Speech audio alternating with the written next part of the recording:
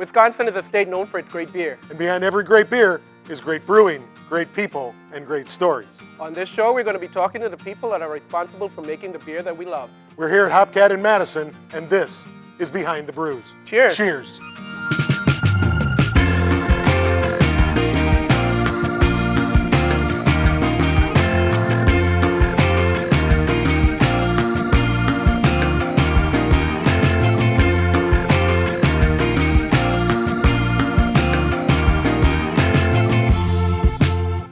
Hi, welcome to episode 1 of Behind the Brews. I'm Alfred, and I'm here at Wisconsin Brewing Company to meet Kirby Nelson.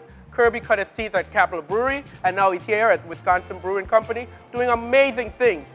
He's been a great innovator, and as always, I'm here with my buddy and partner in crime, Fred Swanson, and we can't wait to talk to Kirby because you never know what you're going to get. So let's go grab him. So thank you, Kirby, for having us out here today. We really appreciate the opportunity to, Oh, it's my talk with you pleasure. a little bit. Seriously. You've been quite an inspiration to the Madison craft brew industry. What has inspired you or set you on the path to where you are today? Well, I've got to tell you guys something. I'm not a beer geek per se. I'm a brewery geek. And when I first started working in breweries, this was at a different time. There was no such concept as a craft brewery, not even a microbrewery back then. And so it was a real transition period. There wasn't this new movement yet, and there was kind of the death of regional breweries was reaching its finality, I guess. You know, the country was down to maybe 50, 60 buildings making beer. And it was very intriguing for me to work with these guys that were just great brewers and had these great careers, but what they were doing was disappearing. It was like, a real dead spot in the American brewing industry. So Kirby, what brewers do you call when you either need advice or supplies? A number of them. It's a pretty tightly knit community. And I'm really blessed with a lot of great coworkers. And my kids call Randy Sprecher Uncle Randy, Tommy Porter out at Lake Louie, Rob Labrigo, they're great friends. I really enjoy working with the gentleman from Three Floyds and War Pigs. Very, very good, talented brewers, the gang over at Toppling Goliath. A number of breweries. It's amazing that whenever, and I've got a lot to learn, you know what I mean?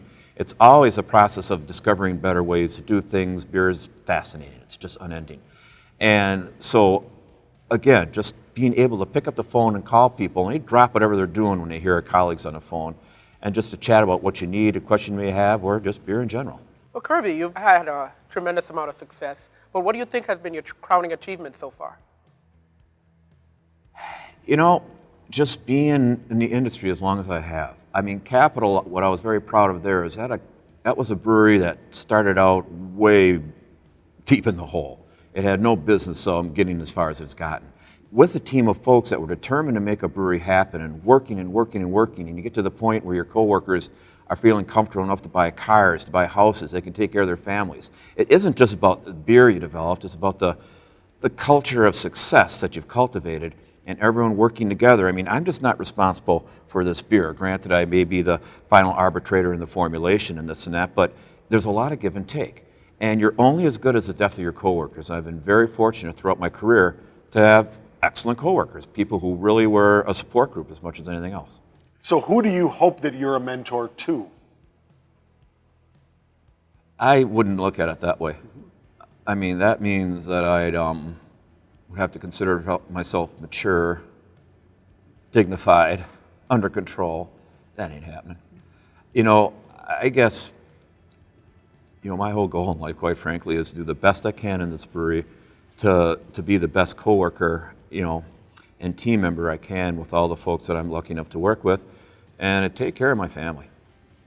There's nothing more important than my wife, my kids, my grandkids, and all that, and of course the winter dog. So, that is just what I'm striving to do. On a cold night like tonight, what's in your pint glass? I tell you what, I go home, and Barbara, my wife, mixes me up a BFM, which is code for a big fucking Manhattan. Mm-hmm. And it's in a pint glass, and it's Corbel brandy, which is, I'm hardcore Wisconsin, gotta have it. So, let's face it, I'm surrounded by beer constantly, and I love it. But there's times I need to take a break. And so I go home, Barbara, all right, fine, here's another one. You gotta take care of yourself. Yeah, give me my hand, will ya? A lot of times when I go out, gang, understand, I'm not drinking beer.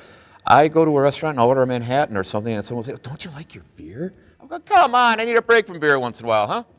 So what do you think is unique about your beer, and what helps you to maintain your relevancy in today's beer market? Great question, because I'm very much old school.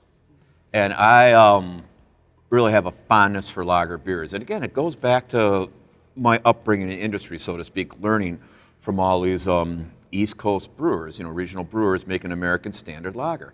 I'm an American brewer, all right? And I'm very proud of the brewing heritage that has happened in this country.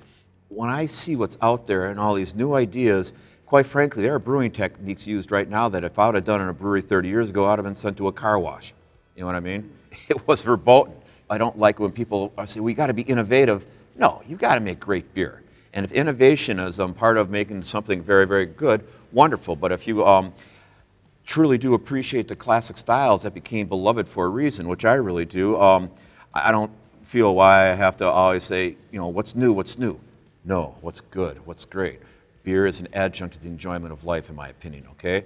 And I want something that's a great companion, and that's what I strive to do with the beers that we make. Who in your dream sequence right now would you invite in and want to brew with again?